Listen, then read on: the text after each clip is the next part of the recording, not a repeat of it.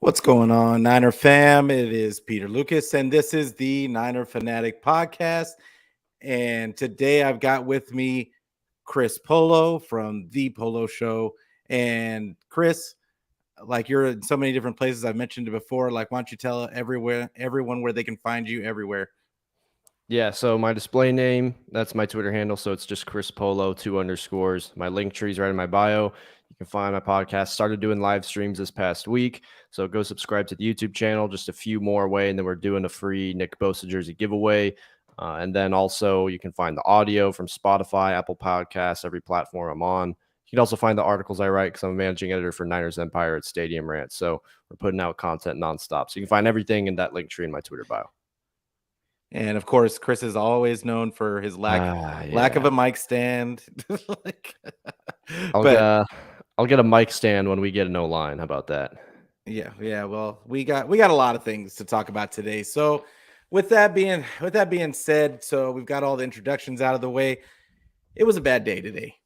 It was kind of a bad day today. Not kind of, it was. And all the things I think it was all of us fans got so kind of emotional leading up to this game that we were so hungry to see it on the field, and for the weather to be the way that it was, I already knew right then that I kind of had a feeling that it was going to be a closer type of game, but it wasn't going to be what we all wanted to see, basically. And there was a lot of miscues, and if I sound a little exasperated, it was a little emotionally taxing today, I think. And because we've been waiting to see Trey for so long, and I think that the reason why I waited to do the live podcast until a few hours after the game was because I knew that I was going to have to emotionally decompress and just breathe and understand that this is not the end of the world, guys. This is week 1. And the reality is it's every team in the league, and I mean every team, loses a game that they shouldn't have lost. There's not one team in the league that you can say that hasn't lost a game that they shouldn't have lost. So it's like we just need to breathe. We need to understand that it was bad conditions. We made some bad mistakes, some bad miscues. Like this is not what this team is going to look like on a regular basis, I don't believe. But we all just need to hoosah and get all your frustrations out now, because I think that we're gonna be okay. And so, but Chris, how did you feel about the game? And obviously it was a tough loss.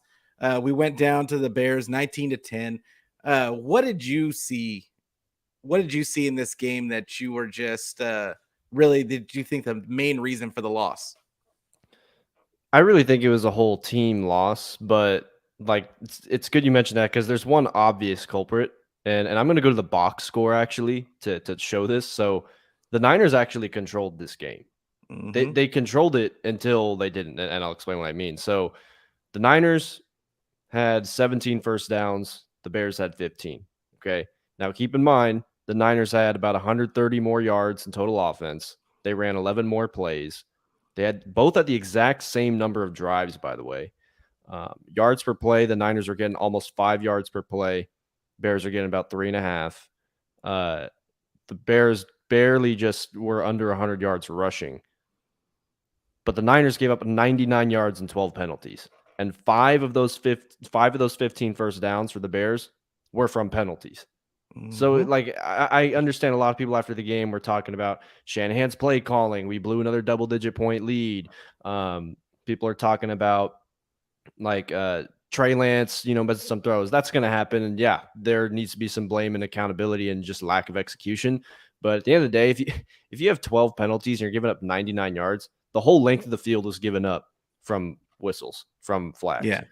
I don't Yeah. understand what you're going to do to try to overcome that. I don't understand what adjustments Kyle Shanahan's going to make. At the end of the day, if you're a professional athlete and you're a veteran linebacker like Dre Greenlaw, dude, what are you doing diving at Justin Fields, who's giving himself up near the boundary? What are you doing there? He's not going anywhere in that situation. The face mask, that was the Oh, turning point of the game. It was 10 it nothing. really was.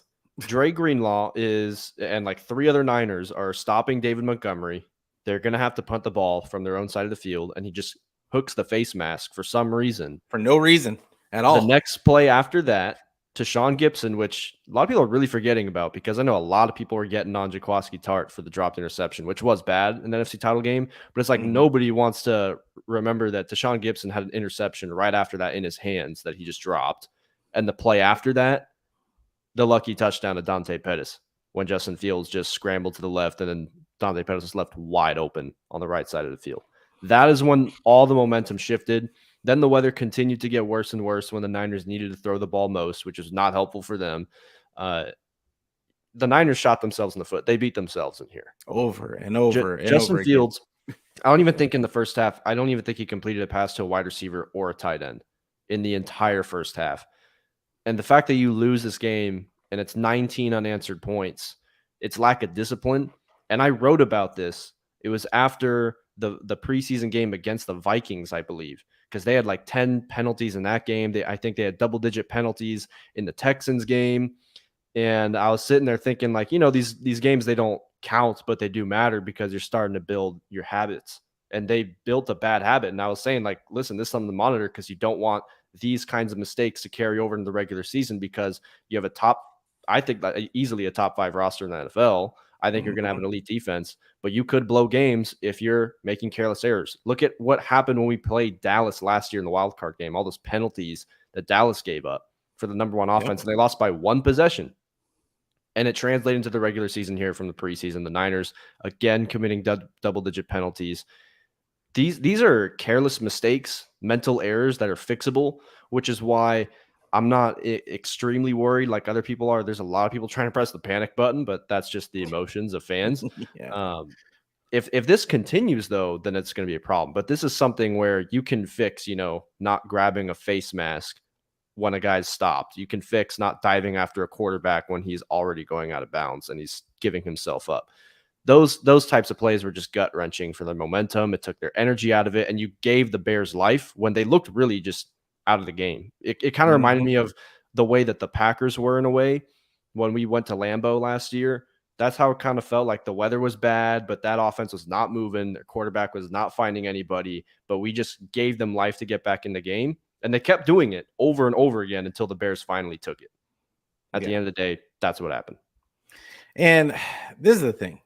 Like, I don't want to be too hard on fans because I did exactly what I should not have done before I started writing my notes about this game.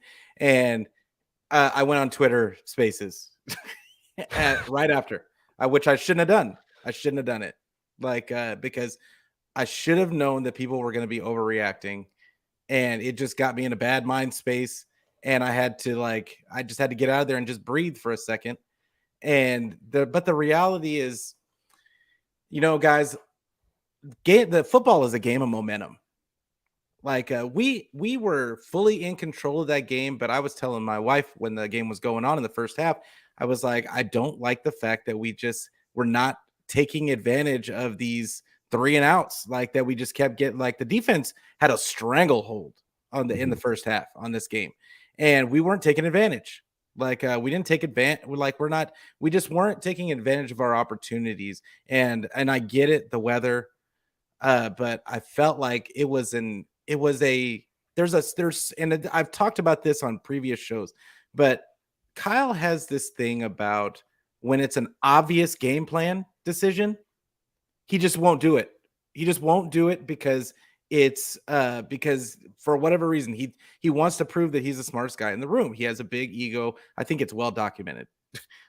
So, but my issue is that so like you're in rain, it's pouring outside. The field, it looks like they're playing in the kiddie splash pool, and your guys don't have a lot of footing. Why are we doing a whole bunch of bells and whistles? Why are we doing a bunch of QB power and like all that kind of stuff? This was the time when we should have leaned on the fact that we have the more talented roster and just overpowered these guys. And I heard somebody talk about, they should have just kept running up the middle. I'm not necessarily saying all that. What I'm saying is that when you have a more physical roster than the other team, a more talented roster, you don't have to run up the middle. Kyle's shown that he can run the ball 20 different ways. But he has this thing. We didn't need to put Trey in danger in this game, and I felt like he was just letting Trey get hit way too much. There was a couple of really uncomfortable moments in that game where I was really afraid that Trey got almost knocked out of the game. And I don't know if you remember which one I'm talking about, but there was one where he got driven face first into the field, and I'm just like, okay, can we stop? Can we stop for a minute and just we have a guy in Jordan Mason that's a very physical running back. Not necessarily like he's not the most experienced. Obviously, he's a rookie. He's unrestricted free agent, or I mean, undrafted free agent. But at the same time, Jeff Wilson is a whole bunch of mid, and I think you've been on my program a bunch when I've said that. I feel like Jeff Wilson has always been. I love him for his toughness. I think we all do. He's a great guy like to have on the team, and he's a great locker room guy. But the guy is a whole bunch of mid, and if you look at the box score, it immediately our running game went away when they put Jeff Wilson in the game. He was averaging 2.4. We went from like 6.5 yards a carry to 2.4 out of nowhere. And I thought that was a prime time to get the bigger, more physical running back in the game to impose your will on the other team. Now, with that being said, like I said earlier, I don't think that this is not a deal breaker for this team. Did they make mistakes? They absolutely. I completely agree with you about the penalties. We looked undisciplined on defense but you know what? They gave them the defense was on the field so much that they were giving themselves more opportunity to be undisciplined and for bad things to happen. They, in my opinion, they didn't control the clock enough. Even though I think they won the time possession battle, it wasn't. Justin Fields only had to throw the ball 17 times in this game. Somehow Trey had to throw the ball 11 more times than he did. Why? Now, granted, 8 or 9 of those were at the end of the game, and he had to throw the ball because all of a sudden now the rain, you could barely even see the screen. Couldn't see anything.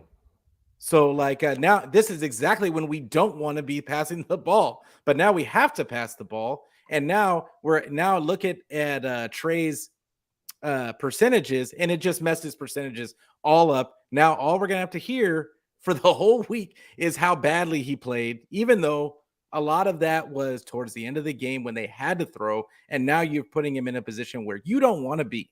So I kind of blame this game on, if I have to blame it on anything, it's a team loss. Undoubtedly, it's a team loss. But if I had to blame anyone, I would say I would blame Shanahan for this loss, just because I don't think these guys were prepared for this type of game. I don't think that they were, and I don't think that he had the right game plan. I don't think the game plan was correct. I get it that he was planning on having Elijah Mitchell in, and Elijah Mitchell was tearing it up when he was in there. But when he went down, you have to have a contingency plan. And in that wet and slippery environment, you want your bigger guy. You want your bigger more physical guy to be running the ball. And granted, I want to say one more thing before we go back to you. But the because everybody's going to come down on Trey about the interception and the turnover. And Trey came down on himself about it. And which I give that kid a ton of kudos for that. Like, but this is the thing. Debo had a fumble. Are we going to kill Debo and say Debo? And he had a couple of drops too. Like, are we going to kill Debo and say Debo's? We need to replace Debo? No, we're not going to do that. We're going to chalk it up to the weather, and we're going to say, oh, Debo's going to build up to it on the next game. Like, so give the kid the same courtesy. That's all I'm saying. What do you think Yeah. about that? I'm not gonna like say anyone needs to be replaced, but I will hold the players accountable. That's why I can't put the whole thing on Shanahan, because at the end of the day, first drive of the game, I was like, yeah, no, this is gonna be, we're gonna blow them out. That's how I felt on the first drive. Debo Samuel fumbling, regardless. I know that weather plays a factor, but damn, that looked a lot worse at the end of the game because of the way that it turned out. That was a possession. They're definitely scoring. They're getting points on that possession. If it's not a touchdown, it's at least a field goal. I look at Trey Lance. He did have an opportunity to hit Croft for a touchdown. He did miss him, and it was there. Obviously, those are growing pains, though. He's going to have throws that he's going to miss. So it's not a huge thing to like overreact about. But at the end of the day, I just saw opportunities that were there to take advantage of that we just didn't. Like you said, like we weren't taking advantage of a bunch of 3-and-outs we had. That first drive we could have scored. And Dre Greenlaw, if I'm going to single out a player, Dre Greenlaw just made mental errors that, yeah, Jesus. and on top of that, he was missing some tackles on top of that, and he was kind of shaky in coverage in some plays. But the mental errors, the personal foul calls, you can't have that. Like that stuff as a veteran, you should know. And I understand that discipline comes from like the top down, right? But at the end of the day, he's a veteran. He's a professional NFL linebacker. He's been here for years. He knows better than to do what he did. Like that's why I feel like for a lot of guys today, it kind of looked like a preseason game. I felt that this is a team full of rust. I even saw plays where I thought, and people might laugh when I say this, I saw some plays where I thought Trent Williams looked a little rusty. He hasn't had game reps since NFC Championship came. And I saw a few plays where he got beat. Like he got beat. Like there was a play toward the end there where he got beat inside immediately, and Trey got whacked on a throw. I don't even remember if it was caught or what. It was probably incomplete, but he got hit hard. And it felt like a preseason game for a lot of different guys. I give Trey a lot of credit still for battling. I think that he did a lot of good things throughout the day, and he had his struggles, but everyone had their struggles. Like the best player on the field today was the best player on the field today was Hufanga. Like he was all over the place. I'm already sold on him because he already showed me in one game he can reach Jaquiski Tartt's floor any single week. Like he already showed me that he can do more. And obviously George Kittle was gone. Jimmy Ward was gone. That plays a factor into it. But at the end of the day, it was just a lot of, I felt like, unpreparedness. I just don't know how much of it was, I don't know how much of it was Shanahan and how much of it was actually just rust from a lot of different guys. Yeah, for sure. And it is rust at the same time, because you have to know this is my thing. You as the head coach have to have a pulse on the team. You have to understand that you haven't played any meaningful football. A lot of these guys hadn't played any meaningful football since last season. So you have to have I feel like you have to have your pulse. You have to have a pulse of the team and understand where your guys are physically. When you see the rust happening, when you see the weather affecting them, you have to adjust. And in my opinion, he actually went backwards. What was working, he went away from what was working. Yeah. And he started throwing screens when they were playing up. It made no to me. It made no sense. Like, but I do want to answer Niner Sickness's question, and he was asking why was TDP inactive? He was inactive not because he was injured, but because he doesn't play special teams. And they had him and Malik Turner got put on the roster because they play special teams, and that was the only reason why he wasn't active. They said there was a longer explanation, but like in the essence of time, that's initially the reason.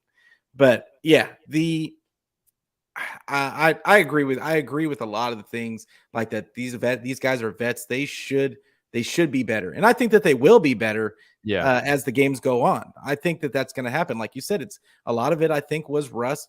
But you couple the rust with the weather conditions, with exactly. the penalties, with everything, and we still didn't really get blown out. like I think that kind of speaks to the level of team that this is going to be when we get, and this is something that I heard somebody else say, was that, like, don't, just because, okay, we had bad weather in this game, there's going to be other games with bad weather in it. And so let's not make that an excuse, because we're going to have to deal with it. We had to deal with it last year in the playoffs. That's so we're going to need, this team is going to need to, and Kyle is going to need to get going with the coaching, learn how to coach in those environments. And he's done it in the past. So it was just weird. The whole thing was weird. It still felt like he didn't know how to call plays, a full-on game plan with Trey. It felt like he was still trying to feel himself out that way too. And there was just no flow to the game. What happened was Elijah Mitchell was cooking. He was getting almost 7 yards a carry, and when Jeff Yep. Wilson came in and they weren't getting a lot of production from him at all, the play action was not a threat anymore. I think Yep. that was a huge thing, because that first connection to Brandon Ayuk over the middle of the field, if I remember correctly, that was a play action pass, and Trey Lance stepped up in the pocket, hit him in stride, and like that element was kind of taken away because they weren't really threatened by Jeff Wilson at that point. And that just kind of weakened Trey's ability to just be able to trust what he sees on the field. I think that he read the defense pretty well throughout the day, but I also was kind of wondering during the game, like, because I thought going into it, I talked about this on my show the other night. I thought this was a Debo game, but in the passing game, not just getting handoffs, because he was used as a ball carrier a lot more than I thought. Yeah. But I was anticipating, in a rainy game like this, you're going to use a guy like Debo in the short to intermediate passing game, get him some screen passes, trust his yak yard ability. Well, they and he's a tried really that. physical player, and they tried it sometimes. But I also felt like there wasn't a whole lot of involvement from Debo, at least from what I expected in the passing game. And it kind of makes me think, is that the lack of chemistry that Trey has with Debo that we kind of also saw? Because they were using him a lot more as a ball carrier than I really thought. And this early in the year too, I thought that was something this year they'd probably really try to save, because they were giving him the ball a lot when Elijah Mitchell was in the game. And I felt like that's someone where they could have tried to do more to scheme him open, but I also don't know, like, is it just a lack of chemistry that Trey has where he's just not on the same page with Debo, not trusting Debo as much as he's going to trust someone like Brandon Ayuk or some of these other guys he's had to work out with throughout the summer. Like, he worked out with a bunch of these guys over the offseason, but Debo wasn't there because he was going through his whole contract situation. So I think that that's another aspect to these growing pains that we're going to have to see. Trey needs to develop chemistry with every single one of these guys. Even throughout training camp, it was musical chairs on the offensive line. Like, this is the first time they're really having continuity, and I think that's why I kind of felt the vibe like this feels like a preseason game. Yeah. Like and up until the Greenlaw, I will say this, up until the Greenlaw penalty, I kept saying like the defense is unstoppable. But once that happened and it just shifted the energy, you can kind of see like, yeah, no, the Niners were actually not prepared to win this game. Because even before that, I was sitting there like, why are we only at 10 points right now? This is one crazy play away from being a game. And that's exactly what happened. Yep, that's exactly what happened. And what I will say about the continuity part is, of course, I think that part's gonna take time. At the same time, when you see that they're playing up because it's wet and it's raining outside, they don't think that you're gonna throw a bunch of long passes, Yeah. and they know that you're gonna try and run the ball. That was it. It kind of made it. It kind of took off the timing of those screen plays. You saw it. He missed one to Croft. He missed one to, I think he missed two to Debo. And it was just, but that goes back to Trey's. He was not just a little bit. He was a little inaccurate today. Just on, especially on those simple plays. But I think that a lot of it was, I think that some of it was the weather. And I know people are going to say, oh, you can't use the weather as an excuse why you can't throw the ball. Okay. If you want to look at the box score, he went 13 of 28. So it's a little under 50%. And everybody says that everybody was saying after the game, oh, Justin Fields this. He went 8 of 17 in this game. Mm-hmm. Justin Fields didn't do anything spectacular in this game. He didn't look good either. Mm-mm. He just got lucky on one. He got lucky on one, and then I think he got lucky on both of I mean, their scoring plays. To he be was honest, getting first down spoon fed to him. Like there were multiple third downs where they were handing the ball to David Montgomery, and he wasn't really doing anything all game. exactly. And then the And defense was just giving him penalties and just leading yeah, him down the field. So before we crown Justin Fields and try to say he won the battle of the first round whatever from last year, no, the 49ers are a better team than this. And I think if they played this game again, I think that the 49ers would win going away. But that game's over. 49ers lost. But truly, other than what I just kind of mentioned, what grade would you have given Trey Lance in this game? And kind of what I know we talked a little bit about the accuracy issues, but what else could he have done better? I'll give him a C plus just because he did miss some throws. He had a pick that was at the worst time to throw that interception. Um, But just the way that he was reading the defense, if you look at where he was putting the ball, like he was spreading it to different guys. He wasn't like force feeding a few people. He was getting it to a variety of different receivers and pass catchers. There were a few plays where there was one late, the one he had to Dwelly, like stepping up into that tight window, stepping up in the That was a pocket, nice throw. hitting Ayuk. The one to Ray McLeod near the sideline to place it right over the defender. He clearly showed us today, especially at least more in the first half, this offense is going to be able to do a lot more things than they could with Jimmy. He extended a lot of plays and really fought for some first downs. There's that one third and long and that he ran for and ended up picking up. Mm-hmm. I know that he was taking a lot of hits, but just to have that element and the threat in this offense, he was fighting for it out there. I Sure. give him a C plus. There was bad pass protection. I saw a tweet earlier. I'd need to look at it again, but it's something about how the Niners allowed pressure on like 35% of their plays, and the Bears didn't blitz one time today. So Mm-hmm. that's really concerning.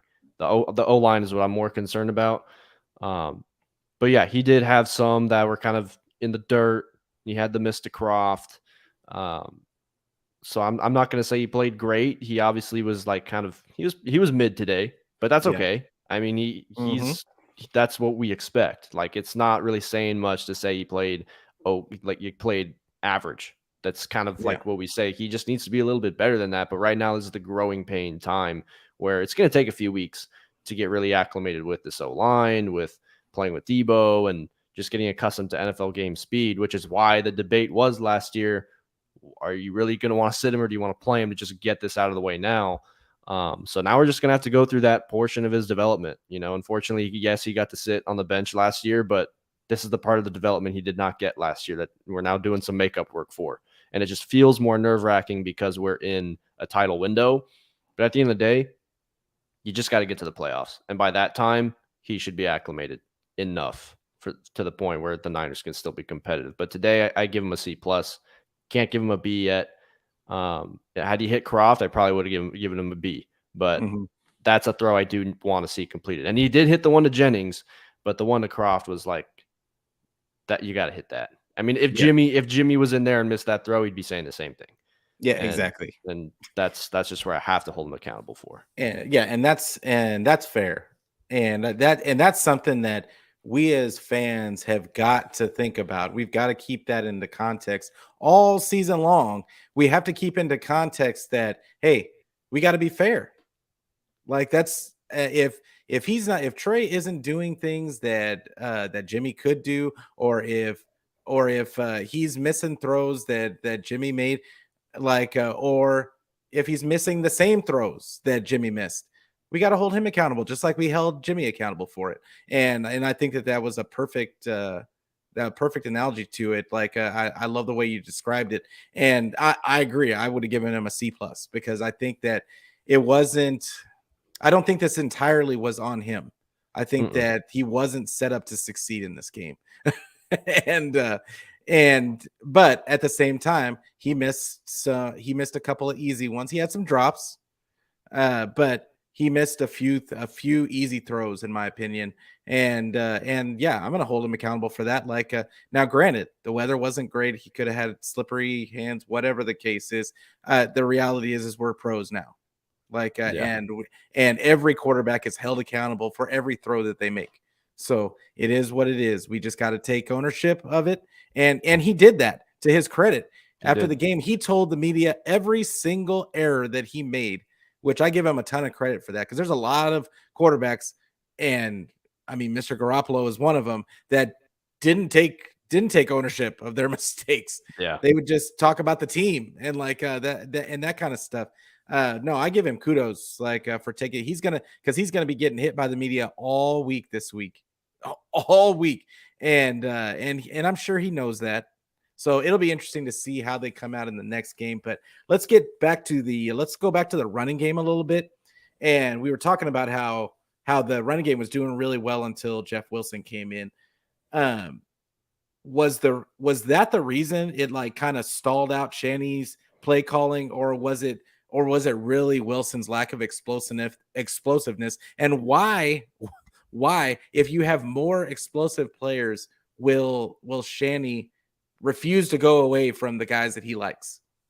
I think for that last part, he trusts his veterans. But in terms of was it his last lack of explosiveness or Mitchell going on, I think it's both. I think that um, obviously with if you have a guy who's averaging 7 yards a carry going out, that's going to be really hard to replicate in general.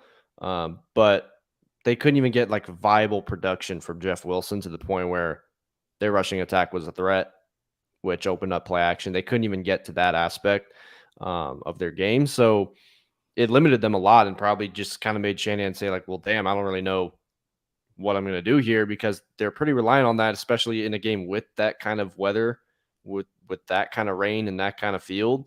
Um, you don't really want to try to go to an air it out type offense, especially because the winds were blowing pretty hard too. Mm, I personally wanted Trey Lance to be able to just let loose a little more in the second. I feel like they waited a little bit too late, because I felt that Trey was reading the defense pretty well. I wanted him to start throwing while they were up, and really just start to open up the run game a little bit with the pass, even because I kind of felt that Jeff Wilson being in there, I kind of knew he wasn't going to go to Jordan Mason just because of his youth, at least not in that situation. But I did kind of feel like our run game feels kind of crippled right now. And I yeah. felt that Trey was doing good enough where if they got him some open opportunities to guys like Ayuk or Juwan Jennings, who had a pretty decent game today, I felt that that could have opened things up. Well, and here's the thing. So if we were going to say it's just Mitchell, then that's a problem, because an issue last year that we were supposed to address this year is that the running back room was really thin. And Elijah Hmm. Mitchell had injury problems. And when he was injured, we didn't really know what our running back situation was at that point. Um, Debo, we felt, was being used too much. In a game like today, Debo was already being used when Mitchell was A in. ton. So when Mitchell's out, what is the plan then? Because how well did you really prepare? I don't really like. I understand TDP and the special teams thing, but for me, if Jordan Mason was active and you needed some explosiveness, I would have thrown him out there and just seen what he could do. Exactly. Because at that point, if you're running Debo that much, why don't you just keep giving him the ball, because he's giving you double, more than double, actually closer, almost closer to triple what Jeff Wilson was giving you per carry, and he's just a bigger threat. Um, so I felt that that did heavily play a part, was Jeff Wilson's lack of explosiveness, but I also just don't know what else they would do if I'm Shanahan, because I do realistically see from his perspective, like I'm not going to put an undrafted rookie out here in this game. I think he kind of felt how tight it was offensively, Hmm. which is why to me the issue was not, how are they utilizing the runs. To me, I felt they should have let Trey loose a little more, just a little Yeah. bit. I didn't want them to like air it out, but just the simple stuff. Let him get those reps in. And I could see that. I could see that, to where they just do some like quick hitters and that kind of stuff. But I felt like they were playing so far up, like it was still Jimmy out there, Yeah. that I felt like that kind of took a lot of that away. And I'm sure that that's what Shanahan's going to say. I haven't listened to his press conference or anything yet, but I'm sure that that's what Shanahan's going to say, is that they didn't have the opportunity to do some of the things that they wanted to do because of this, that, and the third. But I just think if it's not working, You can't just keep slamming your head against the wall when you've got another Right. guy that you can try out. Like he was the most explosive guy you had in all of preseason, and from what all the beat writers were saying, he was the best running back that you had, like from a production standpoint. So what he looked the best. So why not just throw him at, hey kid, time to sink or swim? Like, I mean, we can't be doing any worse than what we're doing right now. Like so it and that's I think that's where I kind of just I feel like Shanny gets a little stubborn in his guys and who he trusts, even if they're not, even if they're obviously like the Muhammad Sanus and the Tevin Colemans and the Jarek McKinnons and like these other guys that they're obviously not producing at the same level as some of the other guys are able to on the team. And he just still goes with those guys, and they'll end up having to timeshare with more explosive players. I still I like I'll never understand that about Shanny. Like I get it to a point, but so with I would say, is there anything? Do you think is there anything that Kyle learned from this game, or is Kyle just going to be Kyle sometimes? I think he's I think he's just going to be Kyle. I think that the weather did play a massive impact in the way that he was calling this game. So maybe it's some stuff to bookmark for if they have to go to Lambeau in the playoffs again or something like Mhm. that. But I think that we're not really going to be able to look at this game and say this is what the offense is supposed to look like. I think we'll see that next week. When we're Yeah, playing for sure. Seattle in the clear skies in Santa Clara and it's sunny out and it's warm weather, no rain, no wet slip and slide field. I mean, it looked like the end of the Washington game from 2019 when all the Bears went over there and just slid on the field. Yeah. Like, they're not going to run out the same offense that they wanted to. I felt like it was really vanilla in the second half, which I Yeah. didn't agree with. Like, we were doing all this misdirection stuff, a lot of different motions, and then the second half came along and it felt more like the preseason offense we were running. So I think that next week we'll get to see it on full display. So that's why I'm not even really too worried about the whole Kyle Shanahan game planning thing, because now if we lose to Geno Smith and the Seahawks, then we're going to have a different discussion. But I think that week one, weird things happen. Weird things happen week one. The Rams just got smacked at home, and that I team didn't mean, even have the number one corner, and they were losing the turnover battle. And the Cardinals just got smacked at home. The Packers lost to the Vikings, who a lot of people for some reason are saying are going to go to the Super Bowl. Not on that Packers bandwagon, but weird things happen in week one. Something weird might happen tonight in the Sunday night game. It's just how it sometimes tends to oh go. yeah, And there was honestly, I was yeah. Go before ahead. the season when the schedule first came out. I was looking at this game like if there was a trap game, it was definitely this one, because you're coming out of the preseason where there's a week off. It's a game where you're going to be heavily favored. You clearly know your roster is way better. You probably go in expecting to win, but at the end of the day, it's Trey Lance's first start. So things are going to be a little bit different. Chemistry might be a little off for some people. And Mhm. one crazy play here or there, one bad penalty here or there, all of a sudden you lose. So if there was going to be a trap game, it was going to be this one. But hopefully it's just out of their system and they just have some upsets of their own later down the year. Yeah, and this is like I saw a whole bunch of people after the game talking about. I do want to mention, because while we're talking about the offense, I do want to mention the offensive line, because this is the thing. Oh, yeah. Like everybody was talking about how badly the offensive line played, and but here's the deal: how good was the running game looking with that terrible offensive line? It's true. And at what point are people going to realize that Shanahan doesn't care about if they can pass protect? He doesn't. He never he like when have we ever had an offensive line that just was good at pass protecting? They've never been good at that. Like this offense is supposed to be predicated on the run game and play action off of it. Like that's what it's supposed to be. Like so when Trey, the more that quarterback has to drop back and pass, the uglier it's going to look, because that this offensive line is not built for that at all. So and I mean McGlinchey had another McGlinchey moment where Oh, he he had a wasn't few. necessarily bad up until a certain point, and then he inevitably has that McGlinchey moment and just has such a bad rep that we just talk about how bad he is. He had that first sack that he allowed, and had he not allowed that sack, we probably kick a field goal there, Yeah. But and that's that what would probably have he been more does that points. every single time. Like Yep. in the worst possible moments, he always gives up the big play. Mhm. And which is another reason why I don't think McGlinchey's going to be here after this season. Now, Oh, who he won't. knows? Now, who knows? Because Kyle values run blocking more than he does pass blocking. So don't be shocked.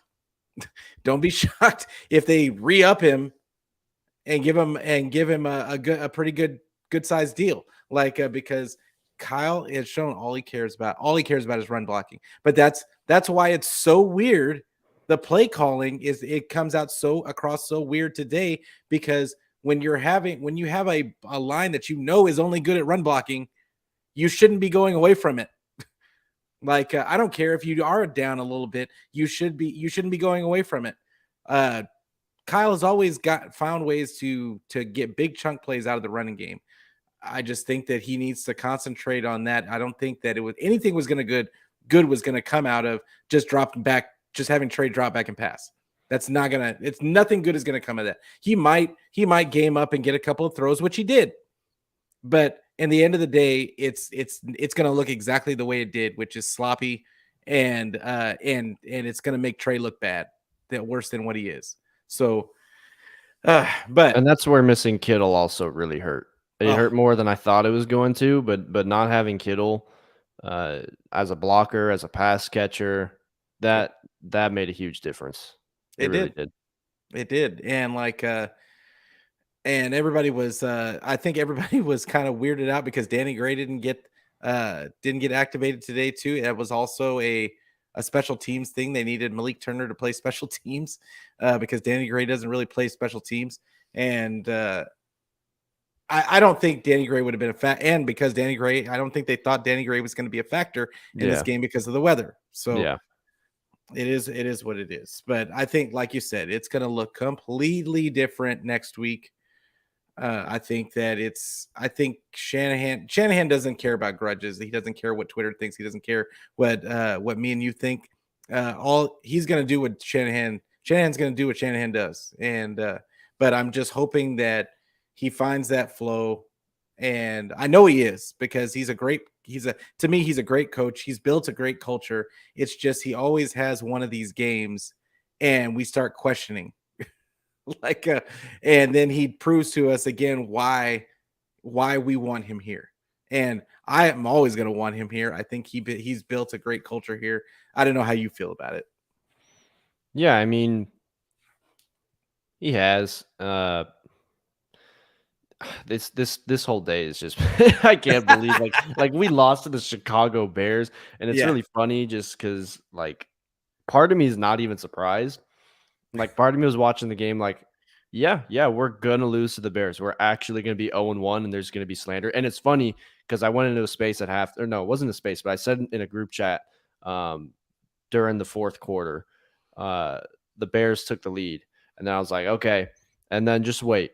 The defense screwed this up with penalties. Trey's gonna go out there and watch if he throws a pick at this point of the game with all the pressure on him because the defense is messing up, he's going to get the slander. And it's exactly what happened on Mhm. that next possession. I was like, I knew it. I Yeah. knew it.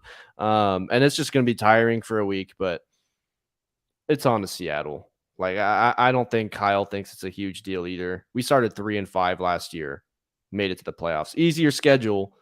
but I Much think that our easier division schedule. is weaker this year too at the same time. So I think that kind of helps cancel that out. And honestly, I think that we saw some things in the other games that may kind of flip the way everybody looks at a lot of these teams that they thought were a lot better. I think it's going to flip that on its head, and the schedule may not be as bad as it seems. Like so, and I got to go. I know I'm going to go back tonight and look at some of those games for the next couple of days and kind of see how a lot of these teams actually looked, um but yeah, I'm not it's week 1. Hmm. It's week 1. We've got such a long way to go. It's just started. Just because we got a little down on the first week doesn't mean anything. It's always going to be go Niners. And Treat yeah, and it like so you talked about the defense a little bit. yeah. So we talked about how dominant they looked in the first half. Yes. So and I think we put a finger on it a little bit earlier, but what specifically changed that they all of a sudden just started imploding and making mental mistakes? Was it kind of a lack of, because we talked about the lack of discipline, but was it really discipline, or do we think it could have been corrected in the moment? I think it was discipline. Like Dre Greenlaw, what are you doing? Like at that point, like I don't know what I'm going to tell Fred Warner to do differently, or Hufunga, who's all over the field, literally flying all over the place. Dude, like you're spoon feeding the Bears first downs, and then at that point, you're just tiring out your own defense because you're forcing them to be out there longer. Like what was so aggravating is I think there were 3 third downs where we had penalties that led to first downs. So we actually Uh-huh. had stops that we had penalties get turned into first downs, and especially the face mask was the turning point because it led to the touchdown. So I'm actually not really worried about the defense. It's just I'm looking at this honestly because the Rams are 0-1, the Cardinals are 0-1, and the Seahawks really just do not matter. I'm just going to count them as irrelevant anyway. So I'm looking at Niners, Cardinals, Rams, all 0-1. You just got to make the playoffs. I don't care if you're a first seed, second, or third. Like, compete with your division. And at this point, they're all tied. So I see an old-fashioned 16-game regular season where you got to be the best team in your division. And you know Exactly. what? You swept the Rams last year in the regular season, and they look clearly worse, whereas I think the Niners did upgrade. You got the Yeah. Cardinals, who I think Kingsbury is just a complete fraud of a head coach. Yeah. Without D-Hop, they're just different. They just got smacked by Kansas City. Granted, it's Mahomes, but I mean, over 40 but points on your home field. No, they got smacked. It was bad. And guess what? The Raiders, I don't know if they're going to be able to cover Devontae. We'll see. They also have a couple good edge rushers over there. If they drop that one and then have to face LA in week 3, they're facing a possible 0-3 start. But either way, one of those teams is going to be 1-2 because they got to face each other. Okay, Yeah. so I'm really not worried about it. It's just these mental errors. You have to fix that because if you get to the playoffs and let's say you win the division and you're playing a wild card team, but it's like the Eagles, they have a very good roster, they have a mobile QB, and you just have roughing the passers here because you're hitting Jalen Hurts when he's sliding out of bounds, or if you're grabbing Miles Sanders' face mask, Which should not have been called. I got to say that that should not have been called. Like it's the way that field was out there. The guy couldn't stop himself. There's no way he could have stopped himself. So I just felt that. But go ahead. Like I really was mad at that call. It was they were going to call everything with the way that the field looked. I mean, they knew that it was going to be a really dangerous game, and I think you can kind of feel that in the beginning, especially with that call. Like things are going to be called pretty tight. But I mean, we also had some defensive holds. Trent Williams had a false start. That was pretty rare. So these are all mental errors. They're really fixable. It's not a huge deal. I mean, it's a huge deal if it continues, but in the big picture, you didn't lose a divisional game here. So I'm really not tripping like that. You got 16 games to go. If we were midseason, I'd be freaking out that we lost to the Bears, but in all honesty, not really. I know we got all pros up and down the roster. George Kittle will be back. Jimmy Ward will be back. Elijah Mitchell doesn't sound like it's a season-ending thing, so I'm assuming he'll be back. They'll be fine. Yeah, and this is the thing, like, because now there's one with the Rams.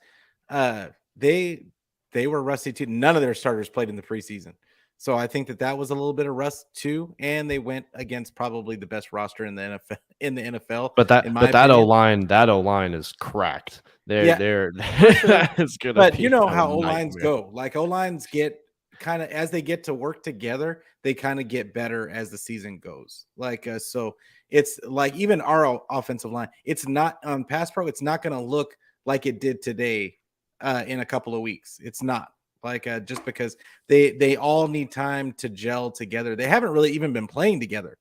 So it's really I'm not worried about them. But the Rams, I think that they're gonna look better as the season goes along, and they have a lot of new pieces, and as those guys gel together, and I think that that's part of the reason why we kind of looked a little sloppy too.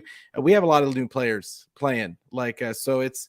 This is the thing, but all I want to say is that I absolutely do not blame Trey for this for this loss. I don't blame any one part of this team. I think it was a total team effort from the coaching staff all the way down. Lack of Uh, preparedness. yeah, and but I don't think it's going to linger into the next game. So, but will we have it's undoubted we're going to have to listen to Jimmy Truthers all this whole week, right? So, or do you think 49er Twitter is going to be sensible for once? No. No way. Not a chance. And listen, they'll make it to the Super Bowl and we'll still hear stuff. No, not a chance. Yeah, it's I think there's zero chance. I think I'm going to get on the spaces tomorrow, and I think that in Sports and Coffee, people are going to be as soon as they see me down there, they're going to say, "Oh, you got to come up here and take your medicine." I'm gonna have to talk about it for the first 2 days, and have to listen to the nonsense. And it is what it is. Like sometimes you just got to take your medicine, and then when their teams lose, you give it right back to them. But yeah, so the Seahawks are next up on the schedule. Do we have anything to do? Do we think that this is going to linger? And what is there anything? I guess we're going to see on Monday. They play on Monday night. We're going to see what we're really dealing with.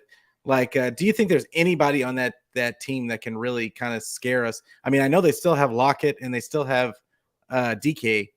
But do they have anybody that can get them the ball? Is the question.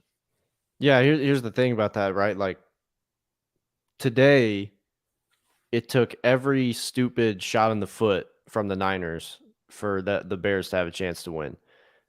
I like Justin Fields as a QB though. I think being on the Bears, it makes him look worse. But if you put him in a good situation, I think he's going to be a pretty good QB. I think he gets a lot more criticism than's really fair. He's put in a really terrible situation. So he's able to do things to try to will his team to victory where Geno Smith, hell no. I don't care who he's throwing to. You're not going to Justin Fields is able at sometimes, even last year, was able to make plays, extend plays with his legs. But what was one throw that Justin Fields made today where you're sitting there saying oh, that was a damn good throw? Not a single one. Yeah, he had the one that he lofted up in the air because Dante Pettis was left wide open because Dre Greenlaw, for some reason, thought he could pursue Justin Fields from the other side of the field. Don't understand that. Yeah. Just lofted in the air and ended up being a touchdown. Another one where there was a touchdown either way. If Hufanga came down or went back toward the end zone, there was a touchdown either way. He completed, what was it? He went 8 for 17, I think. 8 of 17. He didn't complete a single pass to wide receivers or tight ends in the whole first half. Or tight ends. His QBR was 2 in the first half or something. So Geno Smith is not going to have a better game than that. Komet didn't get a catch, which I was pissed off because I have him on one of my fantasy teams, and I should have known better. I should have switched him out because of the weather, but I didn't. And yeah, I'm regretting that now. This game just didn't come down to QBs at all. Both of them finished for less than 100 yards. Less than 200 yards. Both of them had a pick. Both of them were struggling. If you look at their first half numbers too, both of them could, the game plan was not to go out here and air the ball out. The only reason Trey Lance threw the ball that many times is because they fell behind so quickly late in the game. They had no choice. And they had to go out there and just throw the ball around. That was not the game plan for either of these teams. The reasons why this game happened the way that it did or ended the way it did was from penalties. It's penalties. I mean, you give up the whole length of the field from flags. For sure. We literally gave the Bears an entire football field today. Yeah. That's egregious. What I will say is the one there was a couple of worried spots that I didn't mention earlier was that Kinlaw had to come off a couple of times because of an ankle. So I'm worried about him playing in the next one. And also I'm worried about Elijah Mitchell's knee. Considering that the only other running back Kyle trusts apparently is Jeff Wilson. So I'm kind of worried about Elijah Mitchell's knee now. And then but I think other than that, I think we kind of came through that through that unscathed, and not as bad as I thought that it could have been in that kind of weather. A lot of stuff could have gone wrong, and I think we were lucky to get out of there without any major or anything. I mean, yeah, Elijah Mitchell, but I think that they have some talented guys on this team that can fill in that spot. I think Kyle just has to trust in the talent and let them and let the kids live. But yeah, I think that Seattle is going to, and I can't wait to watch their game tomorrow. But I think that they're going to struggle. I think that they're going to struggle against this team because I just don't think that they have the horses. I think that their offensive line might look a little bit better than the Bears did because I think that our defensive line played pretty well. They couldn't really run the ball much at all. No, I yeah. know Fields got away for a couple of times, but they upgraded their offensive line at the tackle position. They got two really good rookies, and so while I think that our defensive line is going to do what it does anyway, I think it's better than the Bears line. So, and I think they have better backs. Not, I shouldn't say better backs. I think that because of their offensive line, their backs are going to look better than the Bears backs did. Yeah. But yeah, and also going in Seattle, like Geno's not going to extend the plays the same way that Justin Fields is going to able to extend plays, and that pass rush is still going to be nasty. And George Kittle might play. So even if Elijah Mitchell's not there, yes, you're not going to be able to replace that production, but having George Kittle as a run blocker on a field that isn't a slip and slide is definitely going to help you out. It's going to allow the defense to not sit there and be like, okay, this is going to be a run and ground and pound type game. It's going to be sunny. The defense is going to be spread out. And if you add Kittle back into that mix, you'll be fine. Yeah, TDP. I'll be interested to see what the running game looks like in this next game because I think that Kyle has to see the lack of explosion when Jeff Wilson is out there, and that I think it might be a mixture of TDP and Jordan Mason. That's what I'm praying for. But yeah, that's so. All in all, we got through week 1. Not the way that we wanted to, but we got through it. We're in the season. Everybody enjoy it. We've got football back. There's still a game going on right now. There's another game tomorrow. Just enjoy that football is back and the 49ers will be relevant. So don't get down. Don't get too down about this loss. It's one loss. And we just got to move on to the next game and just hope that it's a better outcome, and not so much even hope, just trust in Kyle. I think Kyle has always proven our trust in him. As long as there's not a record amount of injuries, I think he's proven to us that he can do a lot with the pieces that he has in front of him. So, but hey, Chris, I really appreciate you coming on tonight, and even with another football game on, and I know you got stuff to do. But we're going to get out of here. But one more time, why don't you tell everybody where they can find you on the socials just let them know. Yeah. And really quickly too, 2 games last year that the Niners lost that they should have won were literally to the last place NFC West team, Seattle Seahawks. Yeah. This is 1 game and they still made the playoffs last year. So we'll be fine. One we lost to Arizona with Colt McCoy. Colt McCoy playing. That was Jimmy too, by the way, for all the truthers. So there you go. But yeah, thanks for having me on again. My Twitter is just at Chris Polo 2_, just my display name. You find my link tree there. You can find the link to my YouTube channel. My podcast is there. Also all the audio platforms I'm on, and also all the articles that we're writing at Niners Empire. You can find all my stuff there as well. And I'll be running their podcast also on Spotify. Yeah, awesome. And for this podcast, obviously it's on YouTube.